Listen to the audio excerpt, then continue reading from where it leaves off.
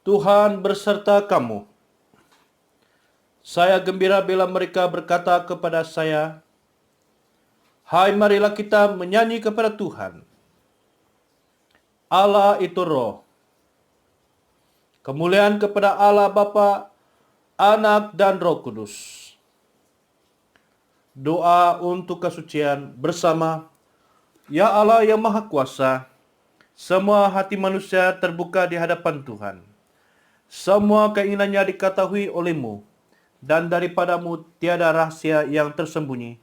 Sucikanlah niat hati kami dengan ilham Roh Kudus-Mu, supaya kami boleh mengasihi-Mu dengan sempurna dan memuliakan nama-Mu yang kudus dengan selayaknya melalui Yesus Kristus Tuhan kami. Amin. Pujian Gloria bersama. Kemuliaan kepada Allah di tempat yang maha tinggi, dan damai sejahtera kepada umat-Nya di bumi.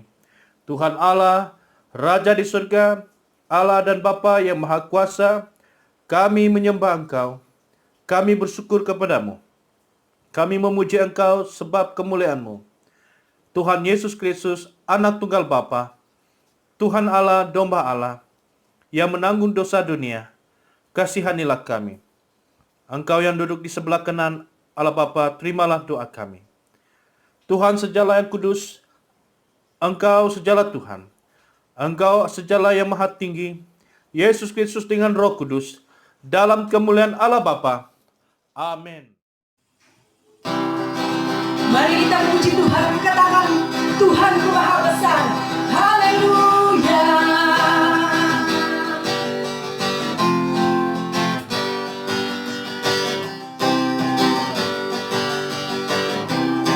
Tuhanku Maha Besar, Tuhanku Maha Kuasa, Raja segala raja. Dia takkan tergoyahkan, dia takkan terkalahkan.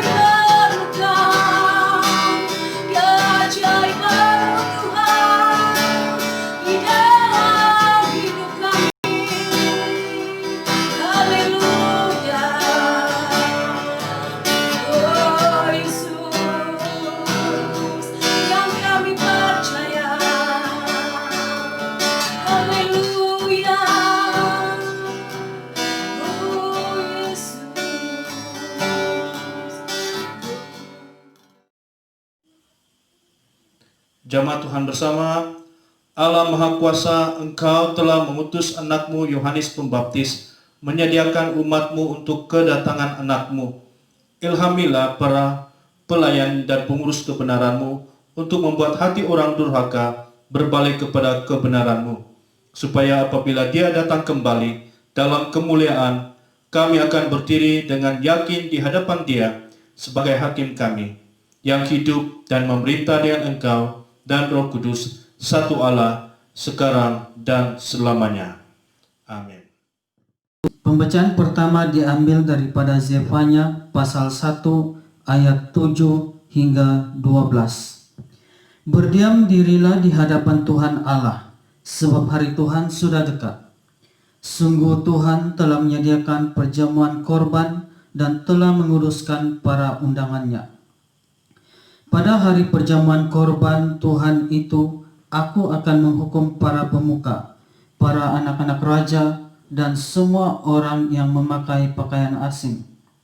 Aku akan menghukum pada hari itu semua orang yang melompati ambang pintu dan memenuhi istana Tuhan mereka dengan kekerasan dan penipuan.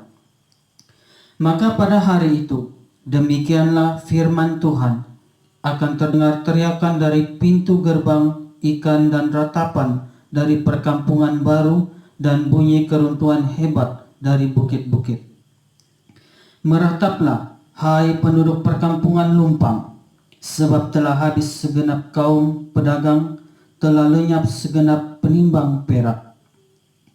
Pada waktu itu aku akan menggeledah Yerusalem dengan memakai obor dan akan menghukum orang-orang yang telah mengental seperti anggur di atas endapannya dan yang berkata dalam hatinya, Tuhan tidak berbuat baik dan tidak berbuat jahat. Inilah firman.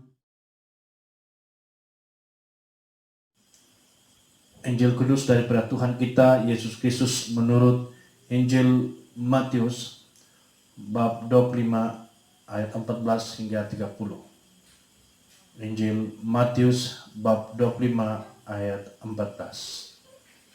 Sebab hal kerajaan surga sama seperti seorang yang mau bepergian ke luar negeri, yang memanggil hamba-hambanya dan mempercayakan hartanya kepada mereka.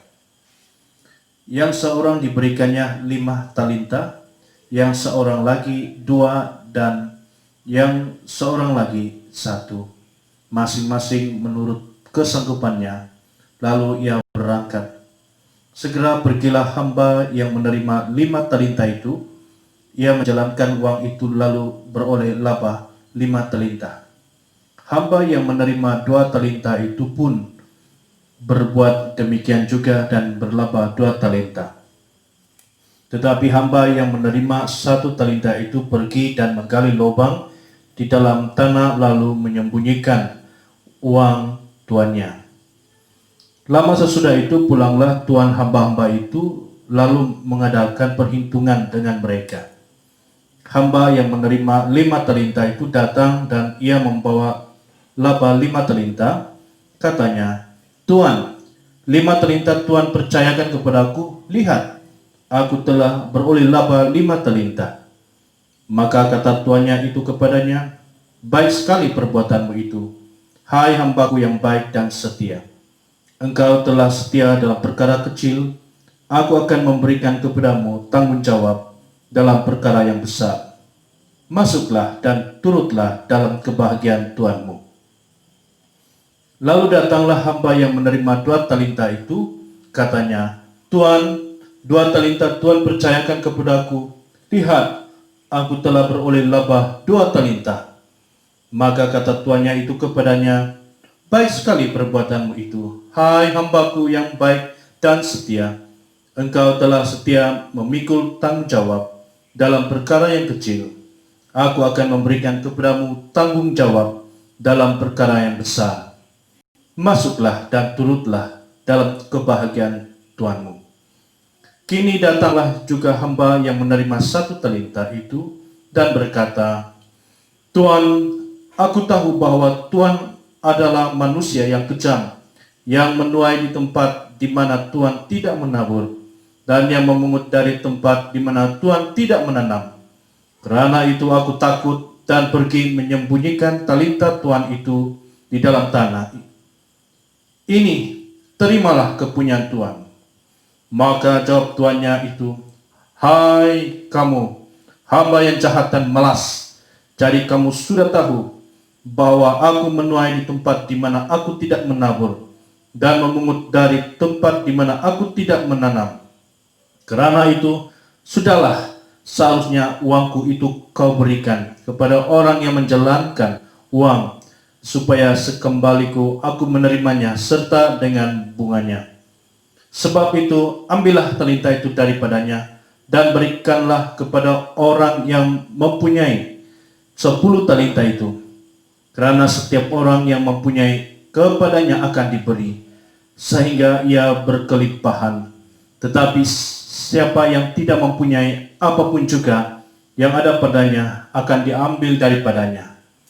Dan campakkanlah hamba yang tidak berguna itu ke dalam kegelapan yang paling gelap. Di sana lah akan terdapat ratap dan ketak gigi. Inilah Injil Kristus. Salam saudara dan saudari, pada pagi hari ini sebelum kita mendengar firman Tuhan, saya ingin mengajak kita semua berdoa. Mari kita berdoa. Ya Bapa di surga, kami datang kepada Engkau dengan penuh kerendahan hati kami bersyukur karena kami memiliki kesempatan sekali lagi untuk mendengar firman Tuhan yang akan diberitakan. Urapilah kami semua ya Tuhan, berilah kami roh pengertian, pemahaman akan firman Tuhan. Hamba-Mu yang menyampaikan firman Tuhan, urapilah hamba-Mu Tuhan, kuduskan hamba-Mu ya Bapa. Terpuji dan mulialah Engkau, di dalam nama Tuhan kami Yesus Kristus kami sudah berdoa. Amin. Tema khotbah pada pagi hari ini, percayalah kepada Yesus. Mari kita lihat di dalam Matius pasal 14 ayat 22 hingga 33. Firman Tuhan berbunyi demikian. Sesudah itu, Yesus segera memerintahkan murid-muridnya naik ke perahu dan mendahuluinya ke seberang. Sementara itu ia menyuruh orang banyak pulang, dan setelah orang banyak itu disuruhnya pulang, Yesus naik ke atas bukit untuk berdoa seorang diri. Ketika hari sudah malam, ia sendirian di situ. Perahu murid-muridnya sudah beberapa mil jauhnya dari pantai dan diombang-ambingkan gelombang karena angin sakal. Kira-kira jam 3 malam datanglah Yesus kepada mereka berjalan di atas air. Ketika murid-muridnya melihat dia berjalan di atas air, mereka terkejut dan berseru, "Itu hantu!" Lalu berteriak-teriak karena takut. Tetapi segera Yesus berkata kepada mereka, "Tenanglah, aku ini, jangan takut." Lalu Petrus berseru dan menjawab dia, "Tuhan, apabila Engkau itu, suruhlah aku datang kepadamu berjalan di atas air." Kata Yesus, "Datanglah." Maka Petrus turun dari perahu dan berjalan di atas air mendapatkan Yesus. Tetapi ketika dirasanya tiupan angin, takutlah ia dan mulai tenggelam, lalu berteriak, "Tuhan, tolonglah aku." Segera Yesus mengulurkan tangannya, memegang dia dan berkata, "Hai orang yang kurang percaya, mengapa engkau bimbang?" Lalu mereka naik ke perahu dan angin pun redalah. Dan orang-orang yang ada di perahu menyembah dia, katanya, "Sesungguhnya engkau anak Allah." Saudara dan saudari, firman Tuhan pada hari ini berbicara tentang percayalah kepada Yesus. Nah, pada pagi hari ini saya mau mendorong kita melihat bersama-sama tentang iman kita, kepercayaan kita kepada Tuhan Yesus. Saya percaya bahwa kita semua percaya kepada Tuhan, kita semua mengenal Tuhan Yesus. Tetapi firman Tuhan hari ini mengingatkan kepada kita bahwa bagaimana, sejauh mana kepercayaan kita, iman kita itu kepada Tuhan Yesus. Dan kita lihat situasi yang berlaku semasa Petrus. Kita lihat hamba Tuhan ini bersama rekan-rekan yang lain, di mana mereka mengalami suatu peristiwa yang luar biasa yang belum pernah terjadi dalam hidup mereka. Saudara, ramai orang Kristen pada hari ini mengakui dan percaya kepada Yesus sebagai penyelamat di dalam hidup mereka. Tetapi kenyataannya adalah tidak, karena mereka hidup menurut keinginan daging, ataupun mereka bergantung kepada logika pikiran manusia bahwa mereka hanya sekadar beragama. Tetapi sekadar beragama itu tidak cukup. Kita mau lihat di sini, apakah yang lebih berkenaan, iman yang berkenaan di hadapan Tuhan. Nah, kita mau lihat pada pagi hari ini melalui peristiwa ini, dalam cerita film Alkitab ini kita lihat ada dua hal. Yang pertama adalah bila kita percaya kepada Tuhan, itu melibatkan tentang hubungan kita dengan Tuhan. Kita lihat di dalam ayat yang ke-28. Dalam ayat yang ke-28, lalu Petrus berseru dan menjawab dia, "Tuhan, apabila Engkau itu, suruhlah aku datang kepadamu berjalan di atas air." Nah, saudara, ya, peristiwa ini di mana yaitu Petrus, ya, seorang yang paling berani, paling lantang, ya, dalam perbualan. Dalam waktu Tuhan Yesus mengajar, Petrus adalah seorang yang paling banyak bercakap, ya. Tapi pada hari ini Petrus, ya, melalui satu pengalaman yang luar biasa dalam hidupnya, yang belum pernah terjadi dalam hidupnya, di mana apabila mereka melihat, ya, Yesus berjalan di atas air, itu terjadi pada jam 3, ya, subuh, jam 3 pagi, dan mereka lihat seperti hantu. Maka ketakutanlah mereka takut. Tetapi Petrus di sini dia memberanikan dirinya, dia meyakinkan dirinya dalam hatinya, dia mempunyai keyakinan bahwa susuk tubuh itu yang berjalan di atas air itu adalah Yesus. Itu sebabnya kata Petrus dalam ayat yang ke-24 ini, lalu Petrus berseru dan menjawab dia, "Tuhan, apabila Engkau itu, suruhlah aku datang." Jadi Petrus begitu berani, ya, begitu berani dalam hal ini, di mana dia mau supaya, ya, meminta Tuhan Yesus supaya menyuruh dia berjalan di atas air. Jadi saudara dan saudara yang sekasihan Tuhan Yesus, ya, iman Petrus pada waktu ini adalah di mana melibatkan hubungannya dengan Tuhan Yesus. Karena sebelum ini mereka sudah mengikuti pelayanan Tuhan Yesus, dan Petrus melihat pelayanan Tuhan Yesus di mana-mana, menyembuhkan orang sakit dan apa saja. Dan mereka sebenarnya baru saja selesai, di mana Yesus memberi makan 5.000 orang, dan pada saat ini sekali lagi pengalaman yang ajaib terjadi dalam kehidupan mereka. Jadi kita lihat yang menarik di sini adalah seorang hamba Tuhan, Petrus.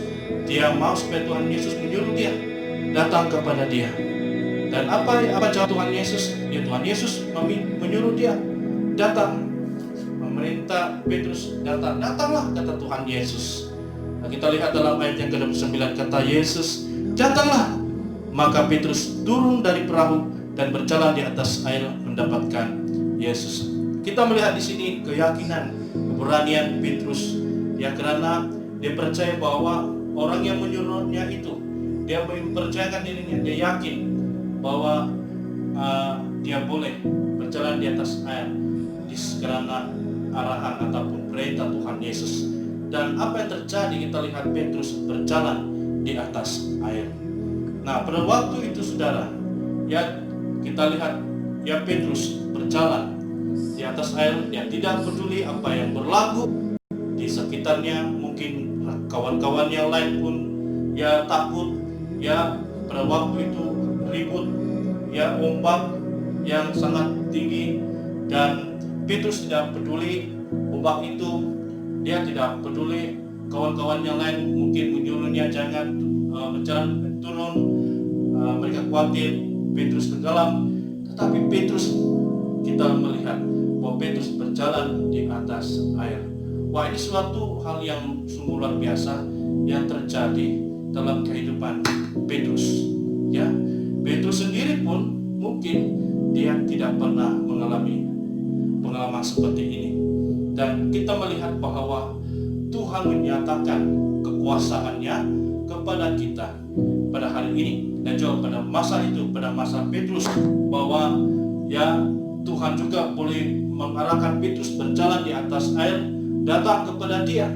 Dan kita melihat bahwa kuasa Tuhan yang menguasai Petrus, yang walaupun dia manusia yang biasa, tetapi apabila Tuhan menguasai Petrus, memimpin Petrus, maka Petrus mengalami kuasa Tuhan yang luar biasa dan dia dapat berjalan. Nah saudara, ya kita melihat bahwa dalam kehidupan kita, ya dalam perjalanan hidup rohani kita, bagaimana hubungan kita kepada Tuhan Yesus. Bagaimana kita secara pribadi, adakah kita benar-benar memiliki pengenalan atau hubungan yang dekat dengan Tuhan Yesus? Jika kita memiliki hubungan yang dekat dengan Tuhan Yesus, maka kita ya tidak merasa takut, sebab kita tahu Tuhan itu berkuasa. Tapi kadang-kadang ramai di antara kita di sini ya masih lagi meragui terhadap kuasa Tuhan berlaku dalam hidup kita. Itu sebabnya kita tidak pernah melihat kuasa Tuhan, tidak melihat mujizat Tuhan terjadi dalam hidup kita. Karena kita hanya bergantung kepada teori. Kita bergantung kepada pengetahuan saja. Kita tahu bahwa Tuhan itu berkuasa. Kita tahu Tuhan Yesus melakukan mujizat. Tetapi adakah kita sudah mengalami mujizat Tuhan? Kita lihat Petrus mengalami mujizat Tuhan. Karena Petrus adalah seorang pribadi yang mengenal dan memiliki hubungan kepada Tuhan, walaupun pada mulanya mereka takut, mereka sangka itu hantu, tetapi Petrus memberanikan dirinya bahwa jika engkau Tuhan, suruhlah aku datang dan berjalan di atas air. Dan Tuhan Yesus mengatakan, datanglah. Nah, kalau Tuhan Yesus mengatakan hal ini juga kepada kita, bagaimana? Adakah kita juga seperti Petrus yang dengan beraninya, dengan penuh keyakinan, ya turun ke laut dan berjalan di atas air? Oleh itu saudara-saudara, kita belajar di sini. Kita belajar pengalaman daripada pengalaman Petrus. Ya, kita harus percaya, kita harus menuruti, kita harus ikut apa yang Tuhan perintahkan. Petrus dia dengar, dia taat. Kuncinya di sini adalah ketaatan. Maka apabila kita taat kepada perintah Tuhan, kita akan melihat yang mujizat kuasa Tuhan terjadi di dalam kehidupan kita. Jadi saudara, kita lihat bahagian yang pertama. Petrus telah melakukan yang terbaik di bahagian ini. Pada mulanya Petrus telah melakukan yang terbaik. Dia menunjukkan satu contoh yang baik kepada kita hari ini. Tetapi bagaimana hal yang kedua? Nah, hal yang kedua adalah memberi penekanan kepada kita, yaitu memandang kepada Yesus. Ya, memandang kepada Yesus. Nah, dalam ayat yang ke-30 mengatakan, dalam ayat yang ke-30, tetapi ketika dirasanya tiupan angin, takutlah ia dan mulai tenggelam lalu berteriak, Tuhan, tolonglah aku. Nah, saudara dan saudari, sekarang Petrus ya kita lihat Petrus menemui kegagalan. Kenapa? Sebab kita lihat di sini apabila dia menoleh ke belakang, dia mendengar mungkin suara kawan-kawannya yang berteriak memanggil dia, atau dia melihat ombak yang besar ya diombang-ambingkan, karena firman Tuhan berkata itu ombak yang besar, ya, sehingga itu perahu mereka mulai tenggelam. Nah, bayangkan Petrus pada waktu itu dia tidak memandang kepada Tuhan Yesus, sebaliknya dia memandang kepada apa yang berlaku di sekitarnya. Dan apa yang terjadi apabila Petrus tidak memandang kepada Tuhan Yesus, maka Petrus mulai tenggelam, ya. Dikatakan dalam ayat yang ke-30, tetapi ketika dirasanya tiupan angin, takutlah ia dan mulai tenggelam. Nah, perasaan takut ini seringkali menyerang kepada orang Kristen hari ini, ya.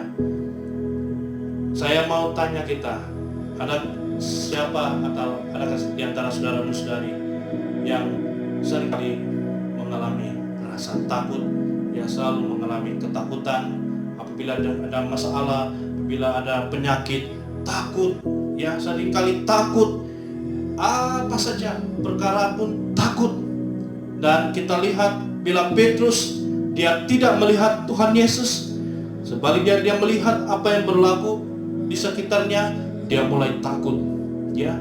Nah, ini adalah senjata iblis yang ampuh, di mana iblis menggunakan roh ketakutan itu. Iblis memberi kita itu roh ketakutan supaya kita takut. Apabila kita takut, maka kita tidak ada keyakinan, maka kita tidak lagi melihat itu kuasa Tuhan, sebab kita dikuasai oleh roh ketakutan. Jadi jika pada pagi hari ini kita dikuasai oleh roh ketakutan, maka kita berdoa, kita meminta pertolongan seperti Petrus berkata, doanya yang sangat singkat, ya. Dia kata di sini, apabila dia rasa takut, ya, dia berteriak, Tuhan tolonglah aku. Ya, Petrus dia berseru kepada Tuhan meminta tolong, ya. Nah, kita juga pada waktu kita mengalami kekhawatiran ataupun ketakutan seperti Petrus, kita juga mungkin kita berseru, kita minta tolong kepada Tuhan. Jadi kita berdoa, ya. Setiap kita tidak lari seperti pengalaman Petrus yang mungkin pada satu waktu kita akan mengalami kejatuhan. Tapi ingatlah, apabila kita jatuh, kita tenggelam, berserulah kepada Tuhan Yesus. Berserulah kepada Dia seperti Petrus mengatakan, Tuhan tolong aku. Nah, kita juga seperti Petrus, kita berseru meminta tolong kepada Tuhan. Dan Tuhan Yesus, apa yang Dia lakukan adalah Tuhan Yesus mengulurkan tangannya, memegang dia dan berkata, hai orang yang kurang percaya, mengapa engkau bimbang? Nah, Tuhan Yesus menegur. Di sini Tuhan Yesus menegur kepada Petrus, ya. Di sini, ya, dalam semua pengalaman Petrus di sini, Tuhan menegur, ya, kelemahan yang ada pada Petrus, yaitu dia kurang percaya. Maksudnya kalau orang yang percaya sungguh kepada Tuhan, dia tidak ada keraguan sedikit pun. Tapi kalau orang itu tidak percaya, dia kurang percaya, maksudnya dia tidak yakin akan kemampuan, kekuasaan Tuhan berlaku terjadi dalam hidupnya, maka seseorang itu dia mengalami keraguan-raguan. Ya, jika pada pagi hari ini jemaat Tuhan kita seringkali ada sikap yaitu ragu-ragu ataupun meragui kekuasaan Tuhan. Apabila kita berdoa, misalnya penyakit, ya, kita berdoa supaya orang ini disembuhkan, tetapi ada dalam hati kita, ya, ragu-ragu. Kita bertanya, betulkah orang ini sembuh? Nah, iblis lalu, ya, meletakkan itu keraguan-raguan kepada orang Kristen. Jadi kita sebagai orang Kristen, kita harus melawan, kita harus menolak, ya, tipu muslihat iblis, rancangan iblis, ya, yang mau menimbulkan ketakutan kepada kita dan juga keraguan-raguan kita untuk tidak percaya akan kuasa Tuhan berlaku dalam hidup kita. Jadi pada pagi hari ini saya mendorong kepada kita supaya kita, ya, memandang kepada Tuhan Yesus. Kuncinya di sini adalah kita harus memandang kepada Tuhan Yesus apapun terjadi. di kiri kanan, depan belakang, kita tetap memandang pada Yesus. Kita percaya, kita mempercayai diri kita. Kita mempercayai bahwa Tuhan yang berkuasa di dalam kehidupan kita. Jadi saudara dan saudari, saya mau berdoa kepada kita pada pagi hari ini. Mungkin kita yang mempunyai kelemahan yang belum kita atasi, yaitu kita ragu-ragu, kita seringkali ada ketakutan, kita meragui akan kuasa Tuhan. Apabila kita berdoa, kita ada perasaan ragu-ragu, kita dalam hati kita ragu-ragu, kita mempersoalkan kuasa Tuhan. Itu sebabnya kita tidak mengalami itu mujizat Tuhan. Jadi kalau Anda mau mengalami kuasa Tuhan, penyembuhan daripada Tuhan, apa saja pembebasan daripada Tuhan, kuncinya adalah kita jangan ragu-ragu.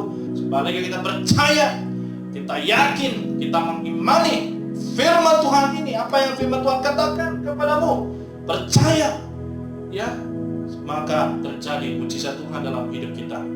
Jadi saudara dan saudari, minggu ini saya mau mendorong kepada kita supaya kita tetap memandang pada Tuhan, tetap memiliki hubungan yang dekat kepada Tuhan. Jadi apabila kita memiliki dua hal ini, maka saya percaya kita akan mengalami kemenangan, kita mengalami kejayaan di dalam Yesus Kristus. Puji Tuhan, saya berdoa dimanapun Anda berada pada saat ini, kiranya Tuhan bekerja di dalam kehidupan Anda secara pribadi. Mari kita berdoa. Bapa di surga, terima kasih atas lawatan Tuhan di dalam kehidupan kami secara pribadi. Pada pagi hari ini kami belajar tentang pengalaman Petrus, di mana Petrus berjalan di atas air, tetapi dia apabila dia tidak memandang Tuhan, dia melihat masalah yang berlaku di sekitarnya, ombak-ombak yang besar, maka dia mulai tenggelam. Tetapi Tuhan menolong Petrus. Dan saya berdoa supaya setiap orang yang mengalami pengalaman seperti Petrus yang mulai tenggelam di dalam pelayanan, di dalam kehidupan rohaninya, Tuhan menolong mereka, mengangkat mereka, segarkan mereka, pulihkan mereka, supaya mereka kembali semangat di dalam Tuhan Yesus. Terima kasih Bapa, di dalam nama Tuhan Yesus kami berdoa. Amin.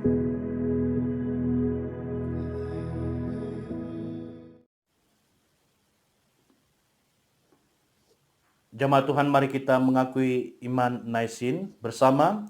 Saya percaya kepada Allah yang Esa, Bapa yang Maha Kuasa, pencipta langit dan bumi, yang dapat dilihat dan yang tidak dapat dilihat. Saya percaya kepada Tuhan Yesus Kristus, Anak Tunggal Allah, yang kekal diperanakan oleh Bapa, Allah daripada Allah, terang daripada terang, Allah benar daripada Allah benar. Dia diperanakan bukan dijadikan, sebab dia satu dengan Bapa. Maka segala sesuatu dijadikan olehnya untuk kita manusia dan untuk keselamatan kita. Dia turun dari surga dan oleh kuasa Roh Kudus, dia dilahirkan oleh anak darah Maria dan menjadi manusia. Karena kita, dia disalibkan semasa pemerintahan Pontius Pilatus. Dia menderita, disiksa sampai mati, lalu dikuburkan. Pada hari ketiga dia bangkit pula menurut yang dinubuatkan dalam Alkitab. Lalu dia naik ke surga. Dia duduk di sebelah kanan Bapa. Dia akan datang kembali dalam kemuliaan untuk menghakimi baik orang yang masih hidup maupun orang yang sudah mati, dan kerajaannya tidak akan berkesudahan. Saya percaya kepada Roh Kudus, yaitu Tuhan dan pemberi hidup, yang datang daripada Bapa dan Anak, serta dengan Bapa dan Anak dia disembah dan dipermuliakan. Dia telah berfirman melalui nabi-nabi. Saya percaya kepada gereja sedunia yang kudus, dan daripada rasul-rasul itu, saya mengaku satu baptisan akan mendatangkan pengampunan dosa. Saya menantikan kebangkitan orang mati dan kehidupan dalam dunia yang akan datang. Amin. Selamat pagi saudara dan saudari. Puji Tuhan karena kita dapat berkumpul bersama-sama di dalam keluarga masing-masing, di mana Anda mengikuti ibadah secara talian. Baiklah, mari kita mendengar beberapa pengumuman.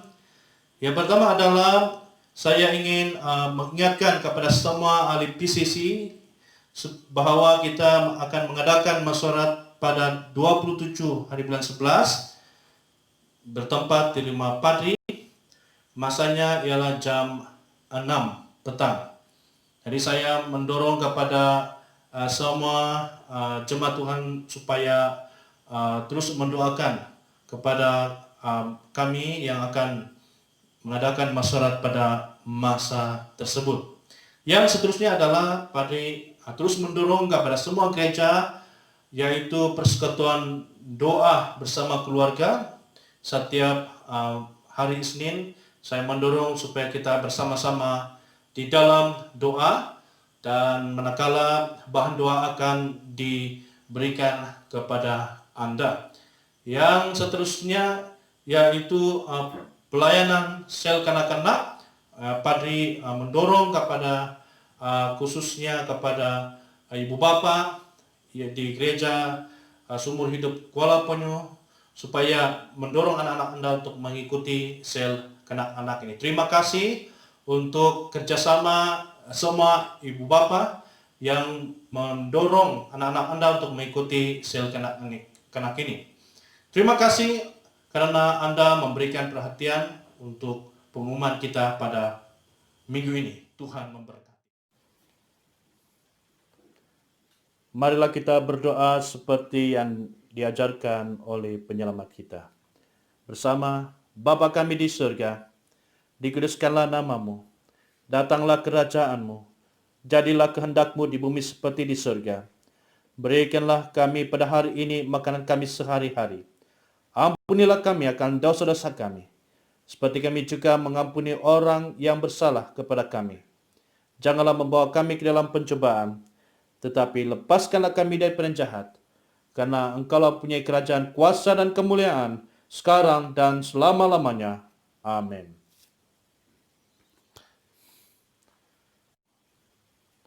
Doa berkat. Sentosa Allah yang melebihi pengertian manusia, memelihara hati dan jiwa kamu di dalam pengetahuan dan kasih Allah dan anaknya Yesus Kristus Tuhan kita, dan berkat Allah yang Maha Kuasa, Bapa, Anak, dan Roh Kudus, bersatu dengan kamu dan tinggal serta dengan kamu sampai selama-lamanya. Amin. Pergilah dengan damai sejahtera dan layanilah Tuhan.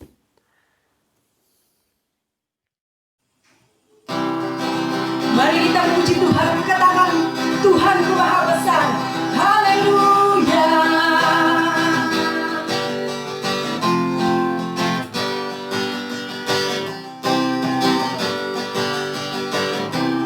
Tuhanku Maha Besar, Tuhanku Maha Kuasa, Raja segala raja.